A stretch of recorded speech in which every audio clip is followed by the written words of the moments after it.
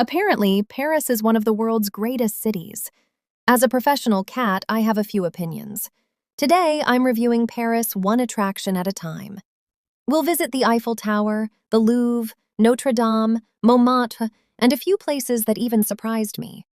But one of these attractions almost changed my final score. So stick around until the end to find out if Paris actually deserves all the hype. Let's begin with the city's most iconic landmark, the Eiffel Tower. The Eiffel Tower is probably the first thing people think of when they hear Paris.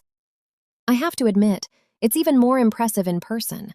It's elegant, it's iconic, and somehow it still manages to stand out even in a city full of beautiful buildings. Would I wait 2 hours in line to go to the top? Absolutely not.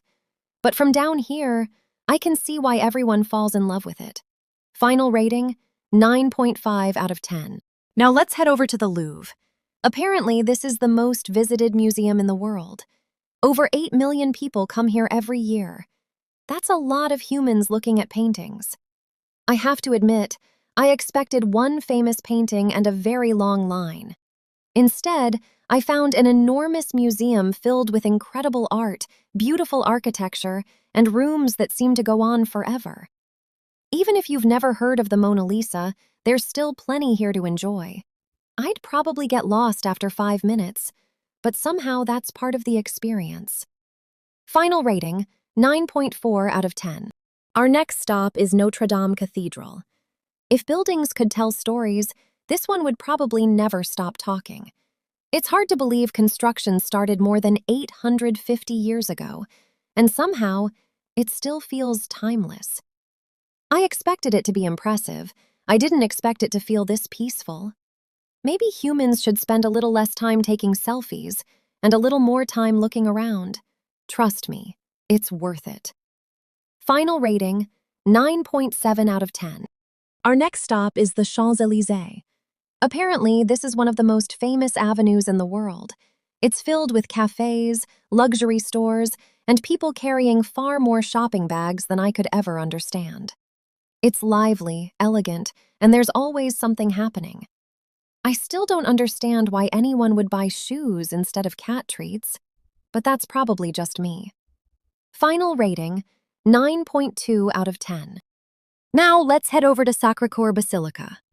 Perched on the highest hill in Paris, the view from up here is absolutely worth the climb.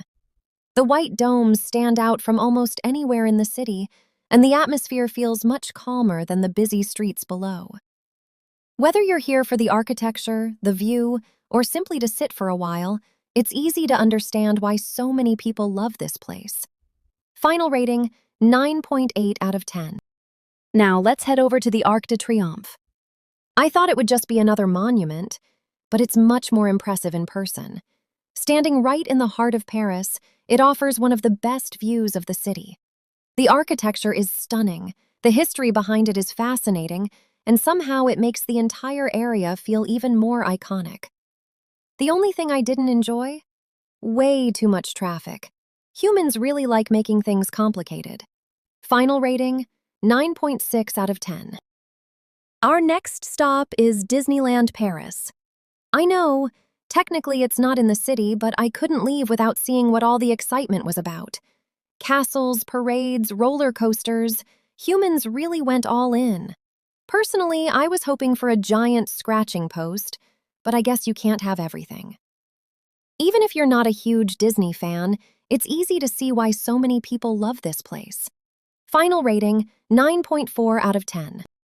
Now let's see Paris from a different perspective. The Seine River. Sometimes the best way to explore a city isn't by walking, but by simply sitting back and watching it pass by. One minute you're looking at the Eiffel Tower, the next you're passing the Louvre or Notre Dame. It's surprisingly peaceful, especially after walking through crowded streets all day. I have to admit, humans had a good idea with this one.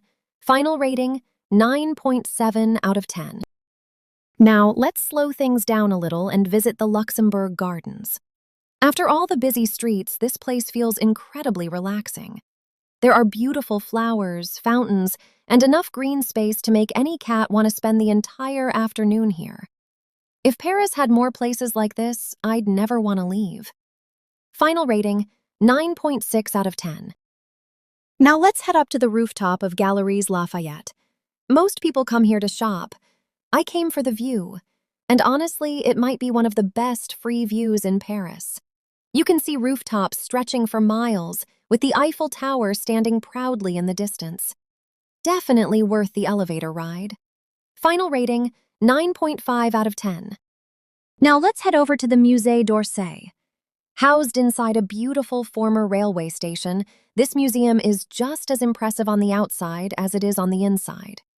It's home to some of the world's most famous Impressionist paintings, including masterpieces by Monet, Van Gogh, and Renoir. Even if you're not an art expert, it's hard not to appreciate the atmosphere here. I came expecting paintings. I left impressed by the entire experience. Final rating, 9.5 out of 10. Now let's head up to Montmartre. This feels like a completely different side of Paris.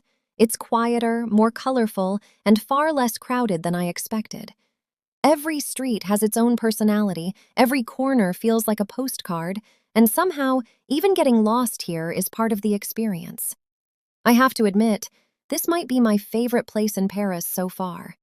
Final rating, 9.8 out of 10. So, does Paris deserve its reputation?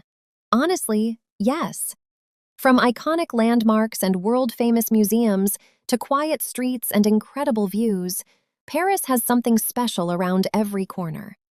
No city is perfect, but this one comes pretty close. My final rating, 9.7 out of 10. Would I come back? Absolutely. Now I have a question for you. Which city should I review next? London, Tokyo, Rome, Dubai, or maybe somewhere completely different?